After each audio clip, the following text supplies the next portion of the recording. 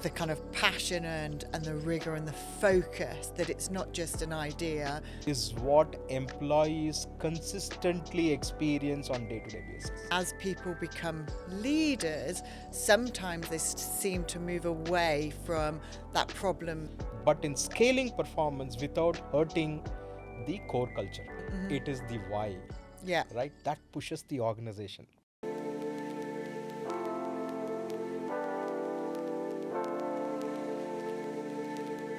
I'm Johanna Beresford. I'm really thrilled to be joined by Vada today.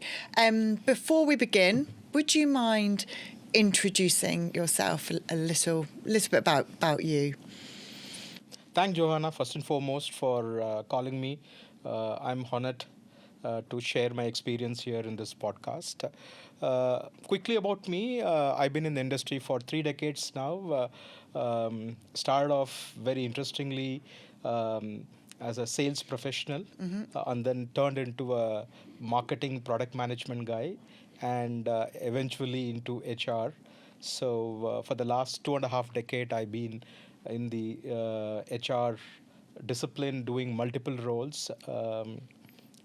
And the other side of me is outside of my professional interest, I'm also a researcher, do quite a bit of research, and I publish books, also work with academia, and help young startup founders to kind of get their product market fit, and then make sure that they are really bootstrapped well. Okay. That's about me. Fantastic. So as well as being a CHRO, you're also doing a lot of research, both, and I think that's brilliant because you're being able to bring that kind of academic rigor into the mindset as within your role in HR, which leads me really on to the first question that I'm very interested in, which is around really what you see as habits of successful leaders and entrepreneurs. You've done a lot of research in this area. The work that you've done at Flipkart and other organisations is one where I think you've seen leaders and entrepreneurs consistently build successful businesses.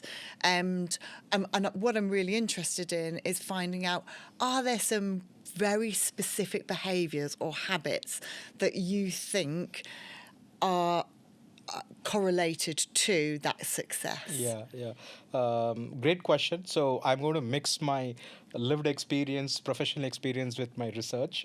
I worked with a lot of founders through my last 3 decades, and also when I was doing this research on culture of entrepreneurship, I interviewed at least like 3 dozen successful entrepreneurs.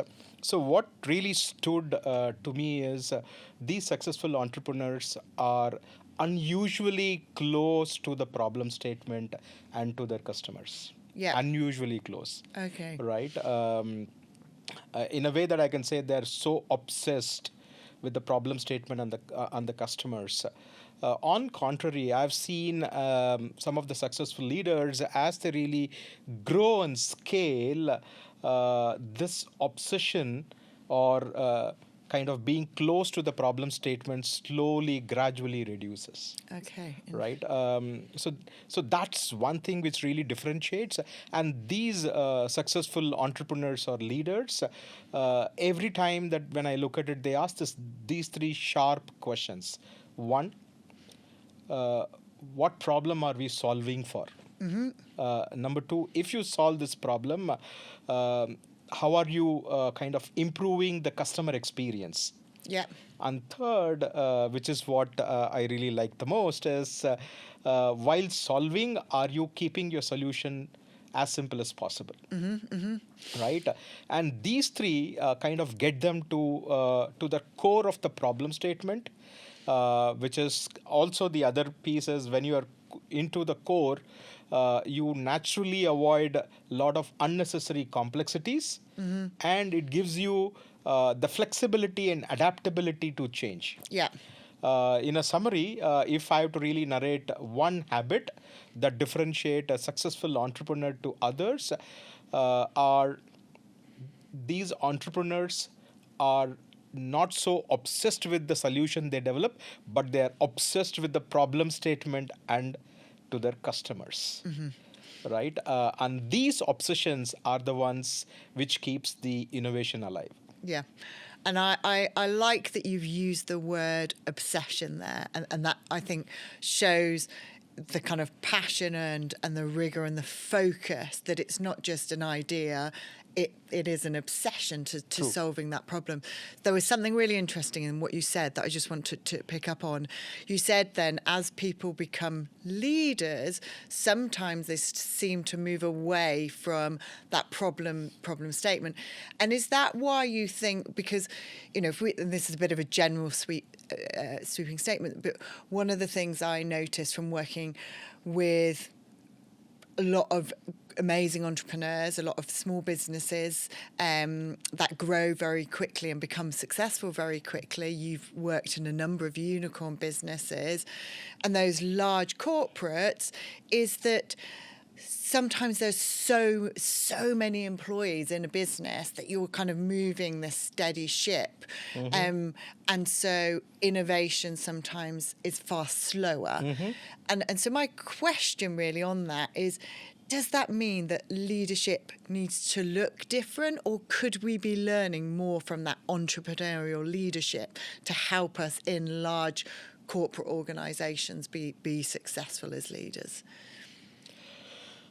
All right, it's a very, very loaded question. So let me see if I can decode that. So, see, when you start an organization, you have a very focused effort in terms of how do I really find my product market fit. Yeah. Right. What is my GTM, and how do I kind of address my consumer and grow big. Right. But as you really scale, it's not about the organization's struggle in scaling in performance, but in scaling performance without hurting the core culture. Yeah. Sometimes the culture dies down, right? And therefore, to me, what is important aspect is the culture. Yeah. Let's decode the definition of culture. I just want to give a metaphor to that. Let's imagine an airplane. Yeah. Right. So it has like very important component aspects for airplane to be airborne. So I'm just going to pick like 3 or 4. Right. The first one I'm going to really talk about the engines. So engines are the one which powers the aircraft. To me, if I have to relate the engine to organization, so engines are as close or as similar to the purpose of the organization. It is the why. Yeah. Right? That pushes the organization. The second, I'm going to really talk about the wings. Wings are the one which keeps the flight forward. Yeah. Right? What are wings of the organization is your employee value proposition. Right? They are the ones which engages employees, motivates employees, and drives them to go beyond boundaries and do all this innovative processes, right? And therefore, the wings are nothing but how an employee experience the organization. That is the how. Engines are the why, and wings are the how. Yeah. And then the third aspect is your rudders. Rudders they give direction to the flight, which is very similar to an organization. It also provides direction in terms of what are the critical decisions that I need to take during uncertain times, right? The rudders are like values in the organization. You have to live consistently, right? And the most importantly is your co-pilots. Yeah. So to me, co-pilots are like your leaders and HRs of the organization. They are responsible to kind of safely take the flight and land and reach the desired destination on time, right? And who are they responsible for? The passengers. The passengers, if I have to relate it back to the organization, are the employees, right? And these are the 4, I would just say, very key aspects in an organization. Let me recap. Purpose is your why, wings is your how, and values is your what. And who drives all of this are your co-pilots, which are your leaders and the HR. And they're responsible for the employees in the organization to kind of reach them for the desired place where they want to really head. And for an organization to be successful or flight to be airborne, these four aspects have to work in harmony. If one thing, God forbid, fails, then you'll end up into a crash. What a beautiful analogy. I really like that. What I also really like, and perhaps it was intentional, subtle, is that you describe the leaders as co-pilots, not pilots. And I think there is a huge amount that we now know that leaders set direction, they have to be steering in the right direction, there has to be consistency, but they also are there to support, not just tell and direct, and you get as much information from listening and observing others as well. I really like that, thank you. And building on to my first question, which is the point everyone really wants to know: how do you take a business like when you at Flipkart, where you go from being an organisation of a certain size to such scale in such a short amount of time, where performance is the driver for bringing on new employees, for making investment? How do you keep that kind of rigor around measuring that performance? How do you measure that performance? But keep people motivated, to your earlier point, that you need people to always be innovating and ultimately be reminded that they're solving that problem. They're not just delivering the solution. How does scale at that speed really happen and happen well? Yeah, I'm going to really continue with my airplane metaphor. Right? Okay, thank you. So purpose is very important, right? Why an organization exists. It's important for the founders and leaders to start cascading it to the last leaf note of an employee. So they should really know why they're joining an organization. Are they joining an organization for the paycheck? Or are they really joining an organization to kind of participate in this great movement? That's very important, right? So once you really do that, then it becomes your values. Values are, in my view, is not what leaders speak, is what employees consistently experience on day-to-day basis. Yeah. If they don't experience on a day-to-day basis, then it becomes a wall hanger. Right? I would give a simple, narrate an example or a story that during my research that really popped out. So in fact, Flipkart values are A, B, C, I, and I. A stands for audacity, B, bias for action, Yeah. C, customer centricity, I, integrity, another I is innovation. Right? So whatever we really do, then it revolves around the same aspect. Yeah. Right? Here comes a very interesting story that I was interviewing a very young entrepreneur. Can you guess what should be our experience in the industry? A young a young entrepreneur. I as part of my research, Yeah. I interviewed an young entrepreneur. Can you just kind of tell what should be the experience level of this entrepreneur? Young entrepreneur. I think that they would probably be quite close to the problem, Yeah, potentially. yeah. I think that they would have potentially, and I'm making some massive assumptions here, a huge amount of energy to want to succeed personally. So there'll be some kind of intrinsic motivations for anyone to enter entrepreneurship. And I think that they would see the world in a different way because they haven't been in corporate True. world yet, or True. may not have been in Yeah. a corporate world. So therefore, the rules of the game may not exist for them. Yeah, I think you're bang on in terms of the trait they really possess. But one thing got me surprised is this individual was just 2 years from the college. Right, that's Wow. where I was talking Yeah, yeah. about young. Yeah. Even after 30 years in the industry, I'm still thinking, should I be an entrepreneur? Yeah, yeah. So the story goes like this. She narrated, I asked her, curiosity is what made you in 2 years to kind of become an entrepreneur.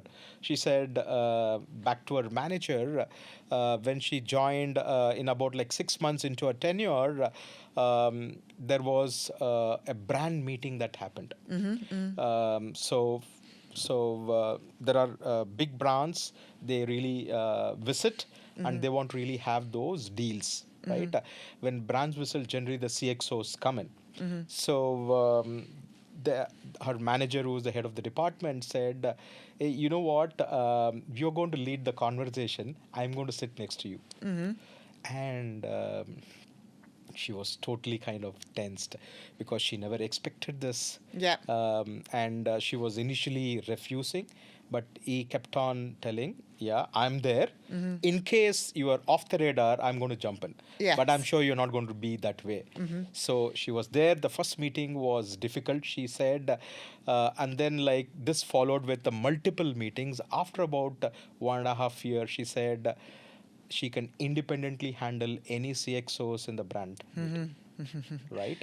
And further, she kind of alluded to what made her confident is the manager who gave the opportunity. Number one, had a huge trust.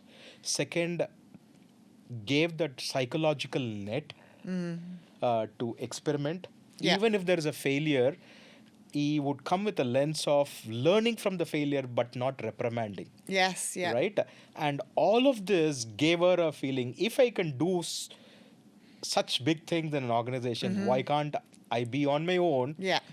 experiment, and then do Yeah. for the consumer that I want really cater for?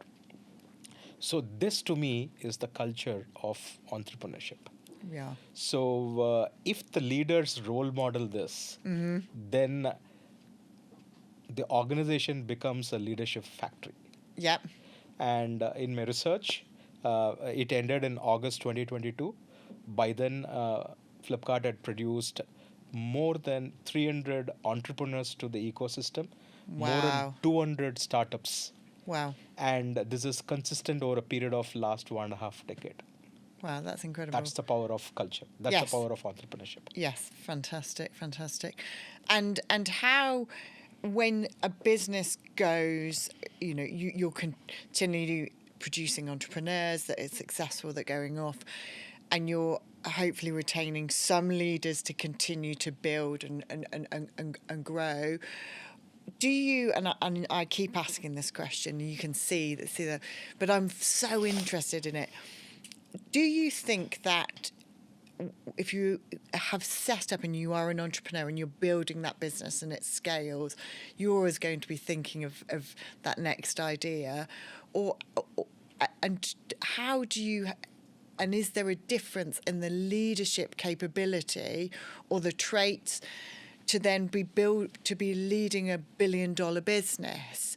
Like, this is really one of the things that I think is very fascinating, the comparison between a unicorn like a Flipkart to a large organization that has been one that is known, and there are many, let's not name them, but one that has been known and around for 50, 60, 100 years.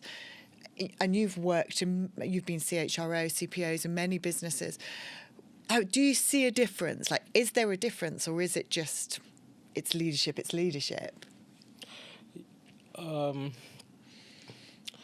This is where that in my limited personal experience, I'm going to share this. Okay. Yeah. Lot of times people talk about strategy is so important. It is important. Keep the strategy close, but the culture closer. Right. Who defines the culture is your leadership team. Yeah. Right. unfortunate aspect of when companies scale, they kind of become very process oriented, very structured, so much of governance, and sometimes it also gives you that bureaucratic view. Decisions don't flow fast, all of this. But can an organization just stay as a startup? Uh, Answer is yes and no. I'll tell you why answer is yes and no. Okay. Right? S is something, to me, definition of startup is not about how much of revenue they really bring, it's about the mindset. Yes. Right? Yeah. I can still Yeah. be a multi-billion-dollar organization, but have the startup mind. Right? Yep. That's where the Yep. S. Yep. The no is sometimes people miss this trick, and then they say like, hey, we are 30,000 people, 40,000 people. Now I need to really focus on structure, process, governance, and people cannot be on two loggerheads, and agility takes the hit. Yep. Innovation kind of goes down and bureaucracy goes up, right? Unless until an organization takes cognizant of this, then it's going to be like very, very difficult. Yes, yeah. And I think that's such an important point, as you're saying, as you scale to tens of thousands of employees, that structure and governance often is assumed is a necessity to lead that business, to scale that business, but actually you could retain a lot of the startup elements and the culture and probably grow and be even more successful.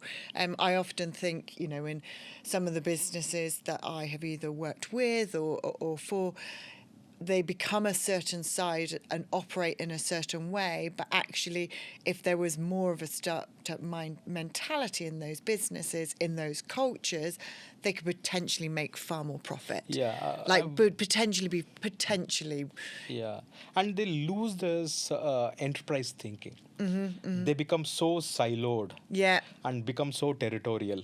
So, and therefore, in one of the organization that I've worked, the founder came up and said, I don't care which department you really work for, but we have one singular objective, and therefore our bonuses are tied collectively to that. It doesn't matter which department you are. Yeah. Either we sing together or we sail together. Yes, yeah, and that's an important piece, I think, especially for anyone in the HR profession. Everything that you do around values, culture, behaviours, habits, if it's not tied into the reward compensation structure, performance and development structure, doesn't matter what those words say, it has to be weaved into that fabric of the organisation. So, as we're in Bangalore, and I have a huge amount of fondness for this city, and every time I come, I'm always amazed at how much it changes, even in just a very short space of time. It has produced so many entrepreneurs. The energy in this city is incredible. And it disrupts its grown itself significantly, and not just in the technology space, but I've been meeting with entrepreneurs in the kind of retail space, and how far lots of industries have grown out of Bangalore and the entrepreneur ecosystem that exists here, which is quite different from some other countries and their entrepreneur ecosystem. And I was wondering, what do you think makes Bangalore so successful? Why do you produce so many entrepreneurs? And what could we learn from that in other parts of the world? Yeah. It's actually to be very proud that I am based out of Bangalore, and then experiencing this the kind of startup shift here in Bangalore. If you look at Bangalore has been called a Silicon City of India, right? Yeah. But if you just hindsight look at it, did Bangalore thrived because of abundance of the ecosystem? Answer is not. It has thrived because it thrived in constraints. Unlike in the Western geographies or countries where the ecosystem is far more matured, be it the policies or the funding or in terms of how people look at the startups and all of this. So this is a very, very evolving. It's good that it's taking momentum now. So I would just say uh, the core character of Bangalore startup is it thrives in constraint. Let me give an example, right? I just want really kind of, because you picked up this retail, then I want to really give an e-commerce example to that. In early 2000, maybe late 2000, the shopping in India is always like physical retail stores. Yes. early, Yeah. Yeah. Right? Yep. Yep. And that's when like the e-commerce came into picture. And then quickly people realized in Flipkart that why they're not able to get so much of traffic in the e-commerce business is people were lacking trust because you are asking them to pay in advance, Okay. right? Yeah. And they're just seeing in the phone, in the mobile, that here this is what that, let's say like you want to buy a black denim, and you're just seeing that in the phone, and you really don't know whether it's a black or a brown when it gets shipped. Yes. And you really don't know the same brand will get shipped, or there would be a differential in price when it gets delivered, right? So people haven't experienced that, so Yes. that's a big trust deficit. Number two, today I think from a digital economy, like India is far more advanced with UPI and other stuff. Back then it was just coming up, right? And we have not even seen users having credit cards a lot. Yeah. Yeah. So all of these were constraints. So you have choice. The choice is let the market evolve, let the trust come in place, and then you catch up. Or you change the consumer behavior and kind of inflict how trust can really kind of get into the system. So Flipkart took the later and said that why not take this bold bet and then introduce this COD, cash on delivery. Yeah. Right? Nobody thought before. Very audacious. It can be tricky also, and it can be like very laborious from a process standpoint. But still took that bold bet, keeping consumers in the mind. Said like you kind of pay when you receive your product. Yeah. Check, Yeah. and then you deliver. And slowly like several companies started to adopt, and today it has become the playbook. Right? So again, I'm talking about a constraint. Yeah. Constraint has become the mother of all innovations. Right? You thrive and you redo the playbook completely. Yes. Right? And that's what I would say like Bangalore consistently provides. Right? If I have to really kind of put top to what West can adopt is it's better to live in constrained environment than abundance, because you would start keep innovating yourself. Yes. That's one. And second is solve the real need of a consumer than having a very fancy playbook. Yeah. Right? That's a second. And third, very important, is make sure every time you introduce a process, ask this question: what is in it for consumer? Right? If you do these three, I'm sure that companies will, I think, like will be seen as a dream company to work with.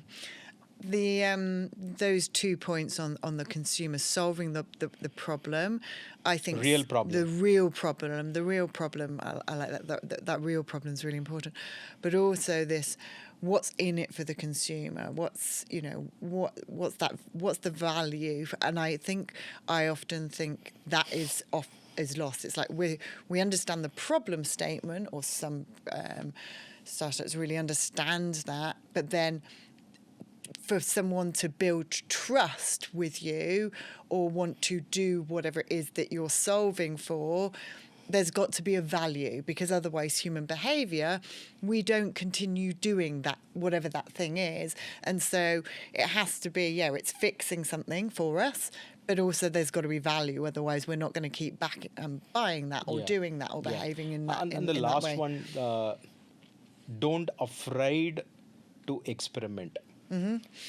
Experiment.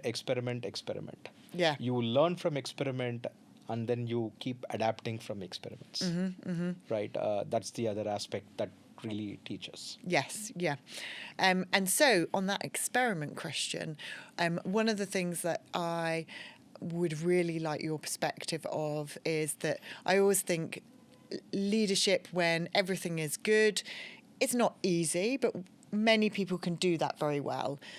I don't think that same thing happens when it's times of uncertainty. So whether that's external instability in the marketplace, whether it's a crisis within the organisation, any type of uncertainty, what are the things that you see in leaders you've worked with over your career that are the traits that you think are the most important that leaders need to have when they're leading in times of uncertainty?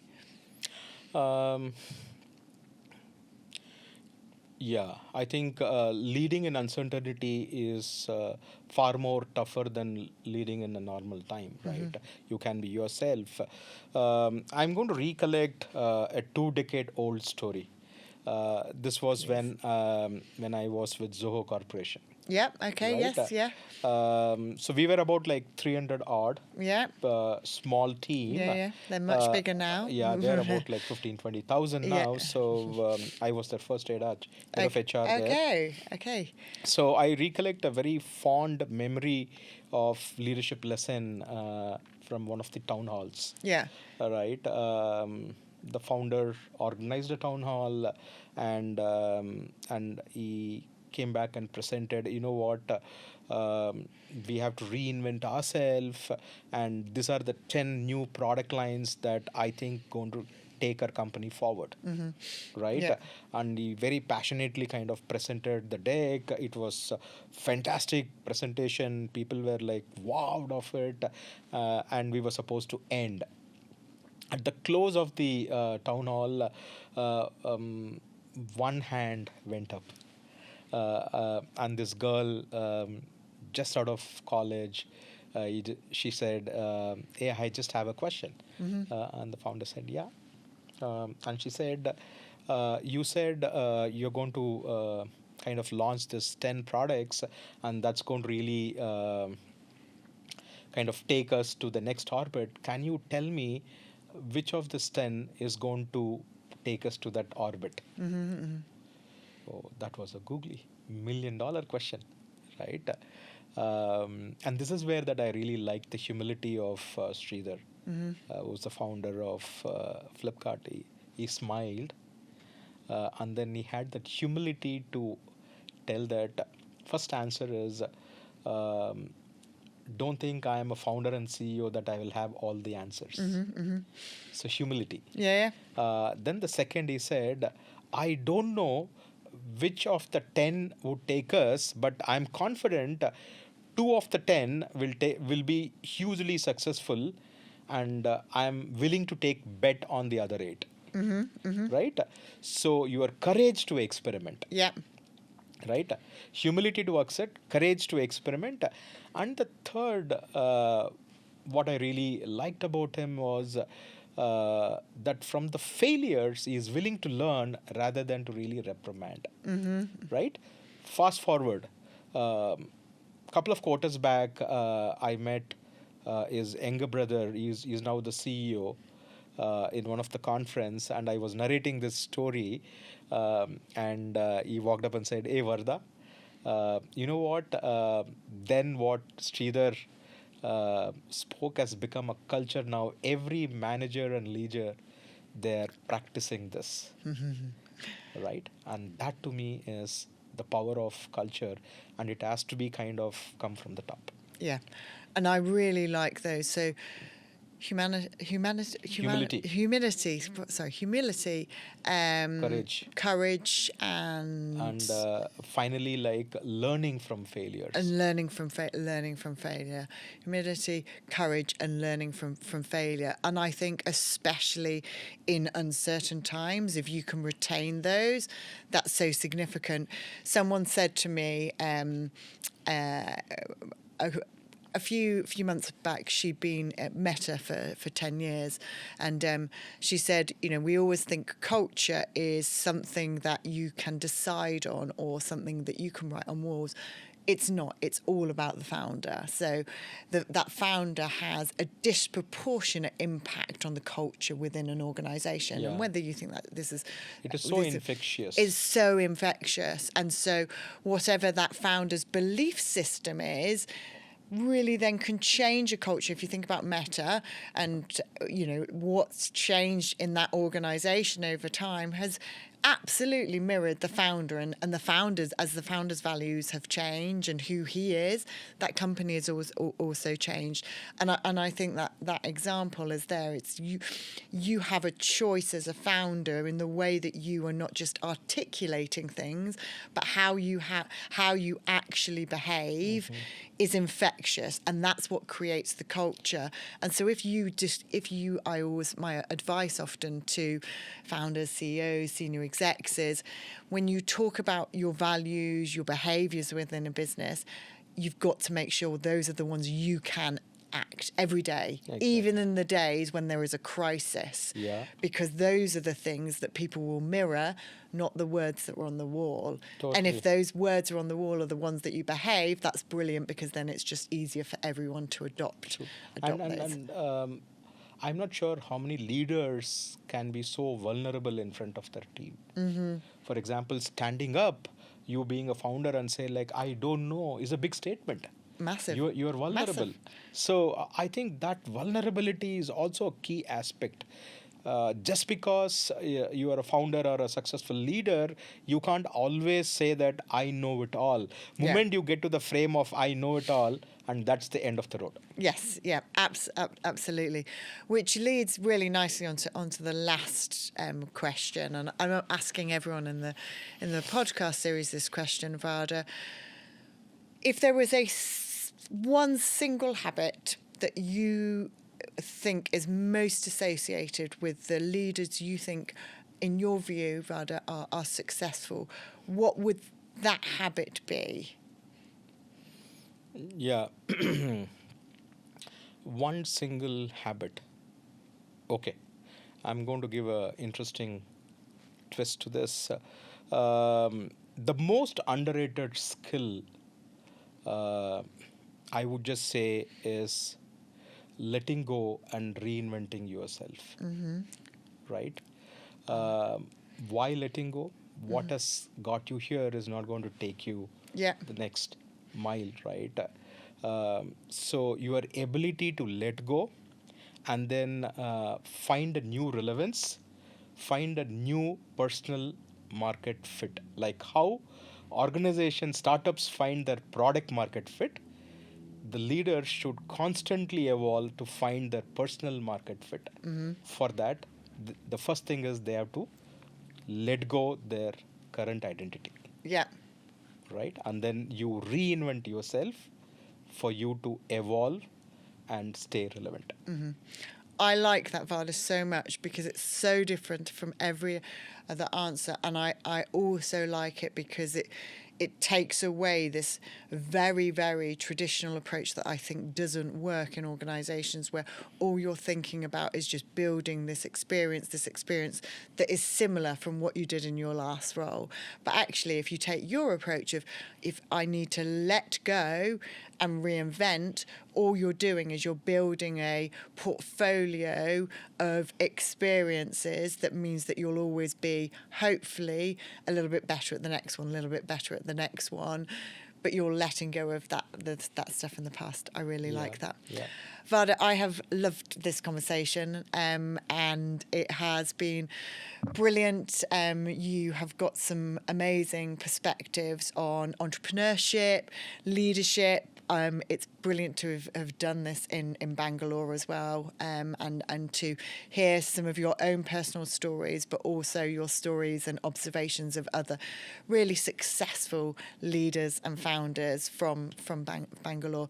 Thank you so much for being here with me today, and I wish you a fantastic rest of the day, and thank you. Thank you so much for this very engaging podcast. I really like the way that you are very sharp and insightful question. Thanks, Johanna. Thank you.